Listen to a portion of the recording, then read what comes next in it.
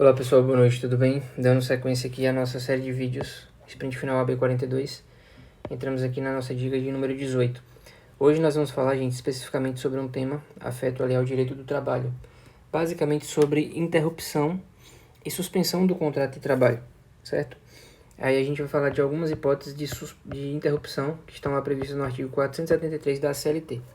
Primeiro ponto, quando a gente analisa aqui o que vem a ser a suspensão e interrupção. Se vocês forem pegar aqui, existe um capítulo na CLT, a partir do artigo 471, justamente para falar sobre suspensão contratual e interrupção contratual. Primeira diferença entre eles. A suspensão contratual é uma hipótese em que a pessoa não estará exercendo as atividades previstas no contrato, ou seja, não estará prestando a sua força de trabalho, mas também não estará não estará recebendo a remuneração, certo? Já nas hipóteses de interrupção, são situações em que nas quais mesmo que você não trabalhe, você não terá nenhum prejuízo na sua remuneração. Esse capítulo aqui, ele traz algumas hipóteses. Hoje, para a nossa dica especificamente, a gente vai ver o artigo 473, que são hipóteses de interrupção trazidas que são muito comumente cobradas em provas, certo? Então, se vocês forem entender aqui, o empregado poderá deixar de comparecer ao serviço sem prejuízo ao salário. Então, as hipóteses do 473 são justamente as hipóteses, algumas das hipóteses aqui de interrupção do contrato de trabalho, a partir das quais você não comparece ao serviço, ou seja, você não executará o seu serviço, e mesmo assim não haverá nenhum prejuízo do seu salário, portanto, interrupção do contrato de trabalho, certo? E aí, gente, esse artigo basicamente é mais uma questão de decoreba mesmo, certo? Mas que é cobrado em prova, então a gente tem que se ater a ele. Nós temos que nos ater a ele, porque assim, apesar de ser um decoreba, que eu sei que é chato, mas ele cai em prova. Então, por exemplo, ele traz aqui, por 2 dias consecutivos, se houver o falecimento de cônjuge, ascendente, descendente, irmão ou pessoa que viva ali sob sua dependência econômica declarada na carteira de trabalho e previdência social. Então, no caso de falecimento de algumas desses parentes aqui, você pode faltar até por 2 dias consecutivos. No caso de casamento, até 3 dias consecutivos, certo? No caso de nascimento de filho, adoção ou de guarda compartilhada, 5 dias consecutivos. E aqui vem a ser justamente a previsão da licença paternidade. Lembrando que essa licença paternidade, que é de 5 dias consecutivos, se a empresa adere ao chamado programa Empresa Cidadã, se ele aderir ao programa Empresa Cidadã, essa licença paternidade ela será de 20 dias, certo? Só uma observação, a licença paternidade, na forma do parágrafo único aqui inciso 3º, que é a licença paternidade, você conta a partir do nascimento do filho, certo? Então aqui, os 5 dias, no caso de nascimento do filho, adoção ou de guarda compartilhada. Por 1 dia a cada 12 meses, em caso de doação voluntária de sangue devidamente comprovada. Qual a pegadinha que as provas fazem? Fala ali que no intervalo de 12 meses você fez 3 doações de sangue, que você teria direito a 1 dia por doação, não é? É 1 dia a cada 12 meses no caso de doação de sangue. Não importa durante esse período de 12 meses quantas doações eu fiz. Se eu fiz doação, independentemente de quantas, eu terei 1 dia, certo? A cada 12 meses. 2 dias de forma consecutiva ou não, para você se alistar, fazer o alistamento eleitoral, certo? Período de tempo em que você tiver de cumprir exigências de serviço militar obrigatória. Então, assim, se a exigência de serviço militar obrigatória, durante o período de tempo necessário aqui, certo? Eu vou estar ali afastado do serviço sem prejuízo da remuneração.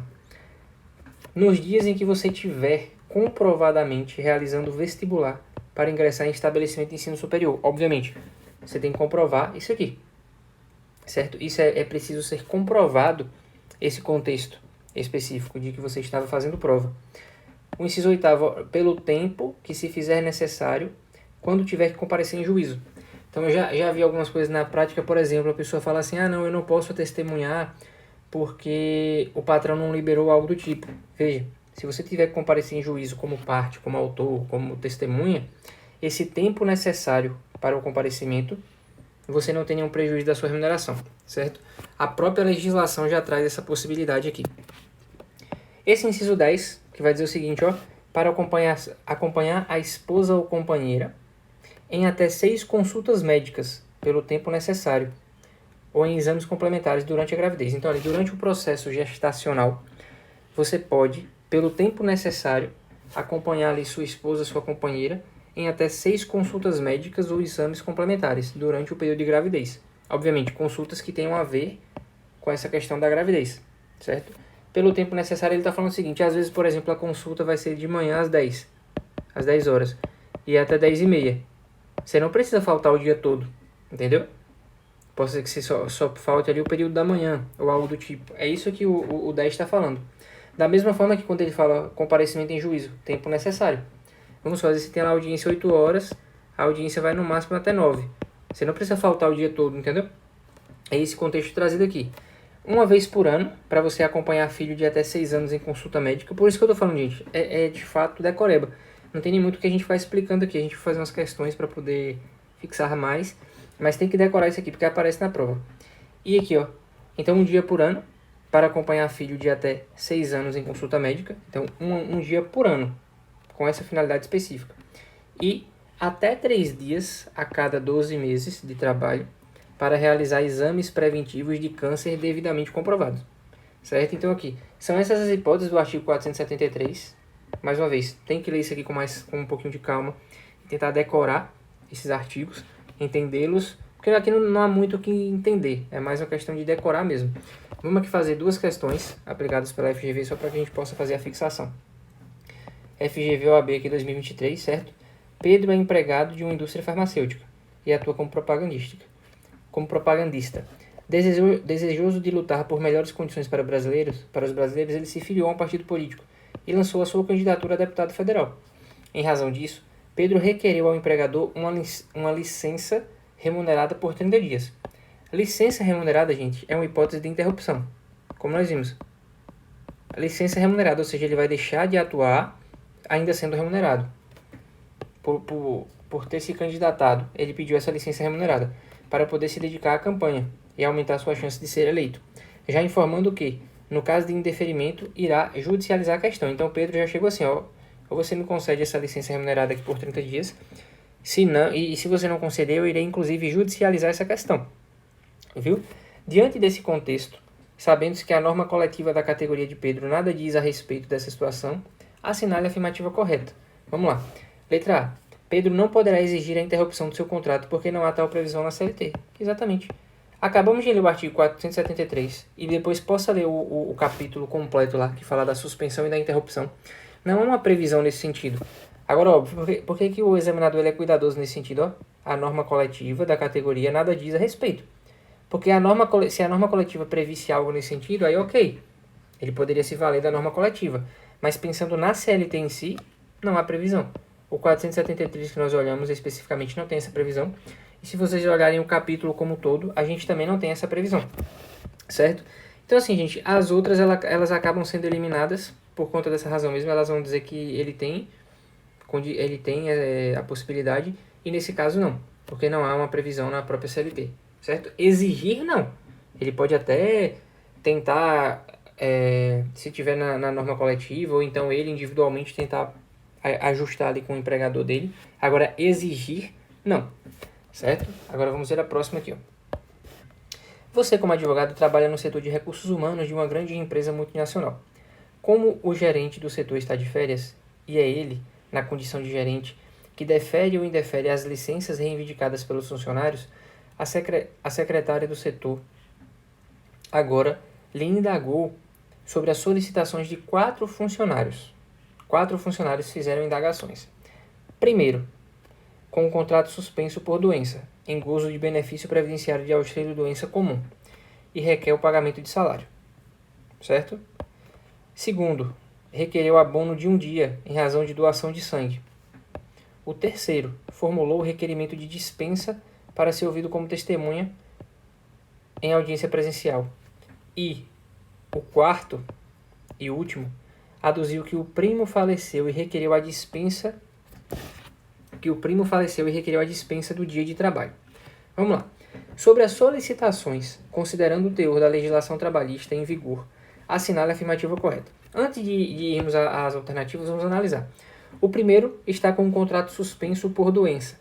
em gozo de benefício previdenciário, em benefício de auxílio-doença comum e requer o pagamento de salário. Não cabe, gente, porque quando a gente tem alguma hipótese ali de auxílio-doença, por acidente de trabalho, por exemplo, a gente tem aqui, você tem que pensar em 15 dias. Até o 15º dia, a gente tem uma hipótese de interrupção. O próprio empregador vai continuar pagando. Após isso, é uma suspensão. E após isso, o empregador não paga mais o salário. Ele vai ter direito ao benefício previdenciário. Então, ele mesmo gozando de benefício previdenciário, ele requer pagamento de salário. Não pode, certo? Porque o contrato dele, inclusive, está suspenso. E lembra, suspensão é justamente hipótese em que você não recebe. Então, o primeiro não pode. O segundo, ele quer o abono de um dia de trabalho em razão de doação de sangue. É possível? Nós vimos que sim. A cada 12 meses, se você doar sangue, a cada 12 meses você tem direito a um dia. O terceiro formulou um requerimento de dispensa para ser ouvido como testemunha em audiência presencial. Também é possível, pelo tempo que se fizer necessário. E o quarto e último aduziu que o primo faleceu e requer a dispensa. Nós vimos o seguinte, no caso de falecimento, a gente tem direito a 2 dias. Mas vocês vão pensar o seguinte, falecimento do CAD, com 2 Ds, certo? Cônjuge, ascendente, descendente, dependente, que está lá registrado na carteira de trabalho, e irmão. Perceba que primo não. Então, nesse caso, não terá. A partir desse contexto, vamos analisar as alternativas. Letra A. Na hipótese de falecimento do primo, sendo parente do funcionário, a dispensa do trabalho é devida por um dia. Falso. Lembrando que, no caso de falecimento, são 2 dias, mas é falecimento dessas figuras aqui específicas. Cônjuge, ascendente, descendente, dependente e irmão. Primo não. Letra B. Em caso de doação de sangue voluntária devidamente comprovada, o empregado tem direito a um dia de licença remunerada a cada 12 meses. Exatamente como nós acabamos de ver no artigo 473. Certo? Vamos aqui. O empregado em gozo de auxílio-doença tem direito a receber a complementação salarial da diferença entre o benefício previdenciário e o salário. Não, gente. Se ele está gozando do auxílio-doença, ele está com o contrato suspenso, portanto ele não recebe valores decorrente do trabalho, porque é uma hipótese de suspensão contratual. E letra D. A ausência ao trabalho para comparecimento em juízo refere-se tão somente aos casos de um empregado ser parte na demanda, mas não servir como testemunha. Falso. Veja, quando a gente pega o artigo 473, olha o que ele diz aqui. O tempo que se fizer necessário quando tiver que comparecer em juízo. Ele não traz aqui a ideia de que tem que ser como parte, testemunha. Não. O tempo necessário para comparecer em juízo. Então não há essa restrição. Portanto, a letra D está errada. Então é isso, gente. A nossa dica de hoje. 18ª dica. Espero que tenha feito sentido para vocês. Qualquer dúvida é só deixar nos comentários. Estou à disposição. Peço que se inscrevam no canal. Ative o sininho de notificação. Dessa forma vocês receberão os vídeos assim que postados, a notificação. E qualquer dúvida estou à disposição. Um grande abraço a todos. Tchau, tchau.